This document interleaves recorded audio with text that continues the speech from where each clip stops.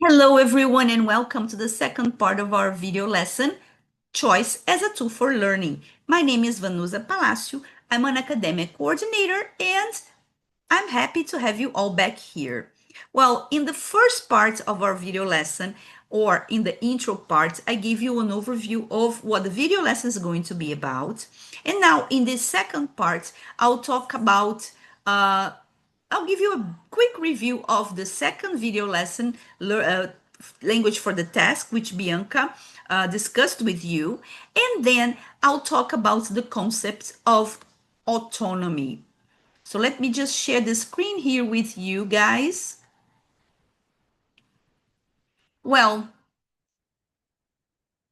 the second video lesson was on language for the task, and Bianca discussed with you the importance of scaffolding.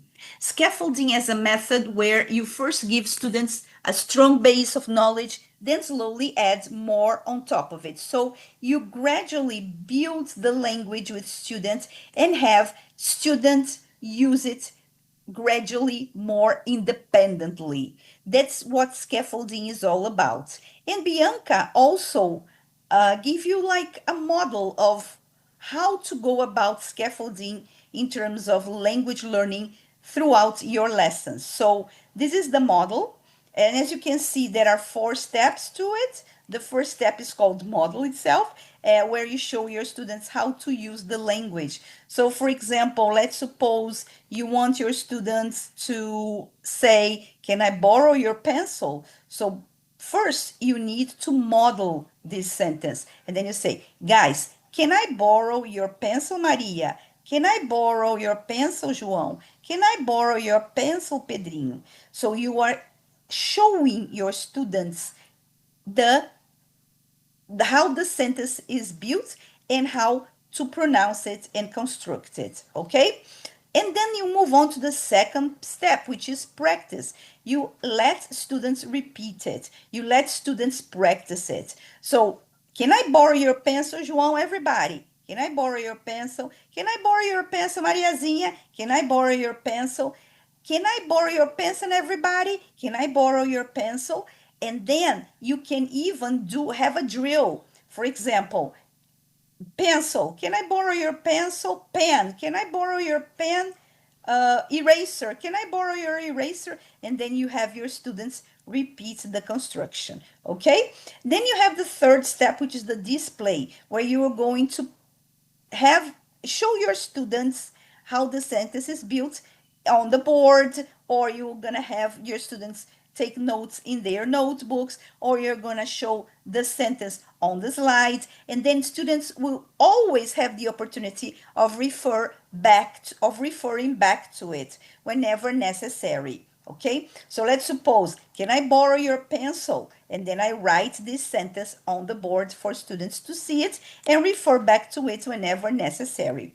And then we have the fourth step, which is the use, where students are going to apply the language in a real task. So you tell your students, so whenever you need to borrow or to ask for a specific object, use this construction in English. And then you have offered the students, or you have offered students the situations in which they are going to actually use that construction. And throughout the lesson, during the tasks, students may use it. And if they don't, you may always remind students of the construction by pointing it out to the board or by having students repeat it, okay?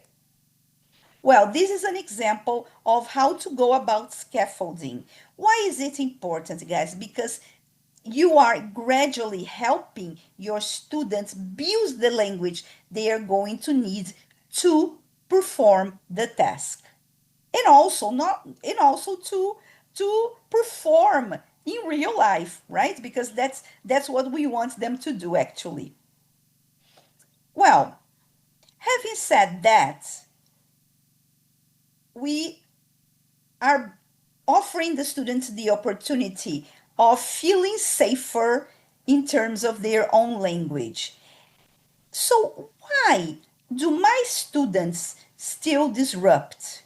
Why do my students still show lack of interest? And why do my students withdraw? Why? What is another reason? If I have helped them with the language, if I have helped them build, they can do it. Why are they still not engaging as I would like them to? Can you pause this video and answer this question? I know there are many reasons why, but make a list of other reasons why that specific group of students is not engaging or that specific student's not engaging. And then I'll go back to you, okay? 2 minutes to answer this question, all right?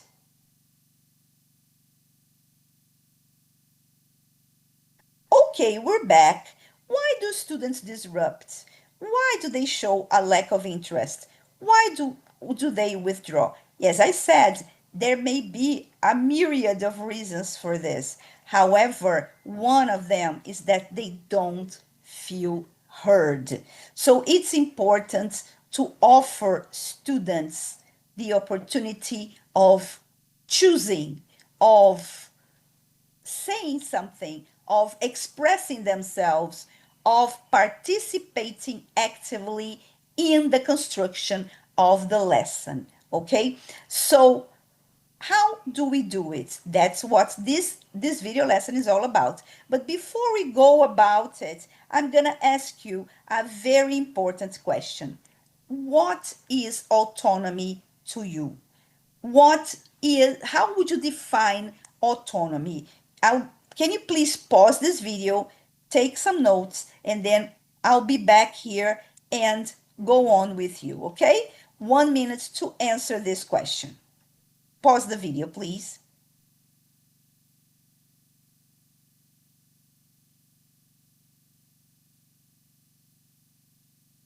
Okay, so what is autonomy? Autonomy is a mix of responsibility, voice, and independence in learning. It's when our students are in charge of their own learning. It's when students express their wants and needs. It's when they interact and exchange and collaborate and make decisions in terms of their own learning and the group learning as well. Autonomy is a principle that we want our children and our students to acknowledge, to adopt, and to act on, right? However, we ourselves do not motivate or encourage our students to do it because our level of control is so big that we don't allow our students the opportunity of being autonomous. So it's important that we as teachers, as parents, we practice the techniques we're going to talk about in this video lesson so that we can encourage our students to take on a more active role in their own learning and to be more independent learners. Okay? Well, I want you to think for a moment. How much freedom do your students have in your classes today? From 0 to 5, where would you place your lessons on the autonomy scale? Please pause the video and answer this question, and I'll be back with you, okay?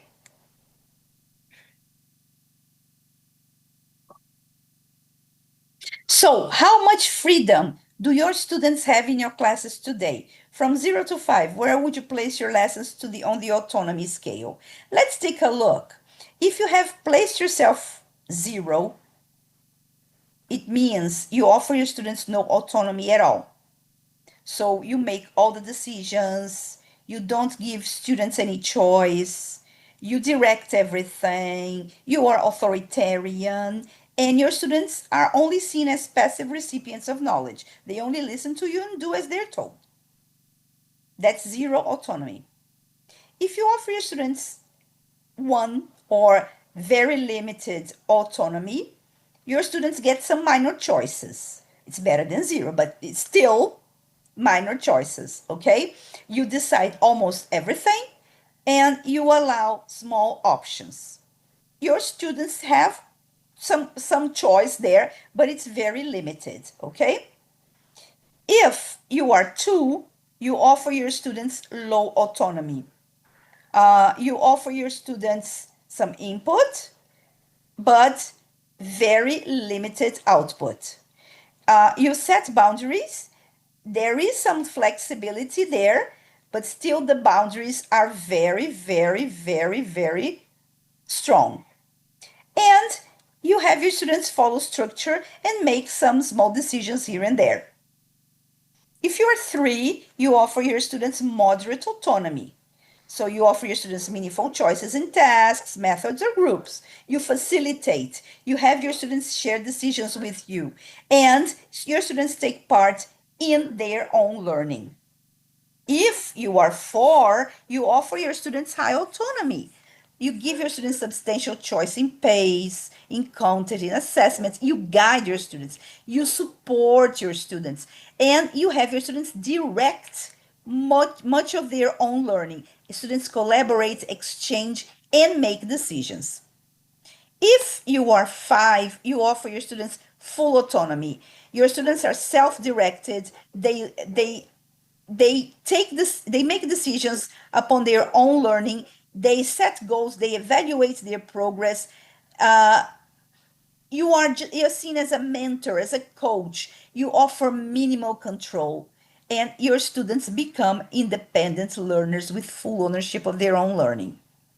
Where are you in this scale? And if you are zero or five, would you like to implement any changes to your own practice? How would you do so? And what would you do? Right? Take these notes because you need to apply everything we're talking about here to your own situations, okay? Now, it's important to mention here that research in bilingual education shows that autonomy and motivation are deeply connected. When learners are offered choices, their engagement increases and they retain language more effectively. So, research shows that the more autonomous, the more motivated. The more choices you offer, the more engaged students are. The more choices you offer, the more engagement, the more language. So everything is interconnected. And the base of all this is allowing your students to actively participate in the construction of the lesson, in choices, in decisions, and also in their own learning. You as teachers, I know that we want to control. That's the traditional role of the teacher, controller, right? But we cannot control people. We cannot control everything. It's impossible. It's an error, right? That we have grown up with and that we have grown, right? We cannot control anything actually, but we want to feel we are in control. And that's why by doing this, we don't allow the other person to speak up, to speak out, to bring to the table what the person or how the person feels. And it's important to incorporate this in our lessons. Listen to your students, listen to what they have to say, incorporate their ideas, allow them to build the lesson with you. Just by doing that, will you just by doing that you'll see that changes, positive changes are going to start happening in your lesson.